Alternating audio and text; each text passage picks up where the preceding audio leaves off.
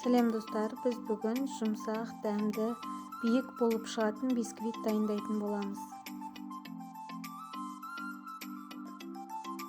Ең алдымен жұмыртқамызды жақсылап әппақ боп көпіргенше араластырып аламыз. Осылай әппақ боп көпірді.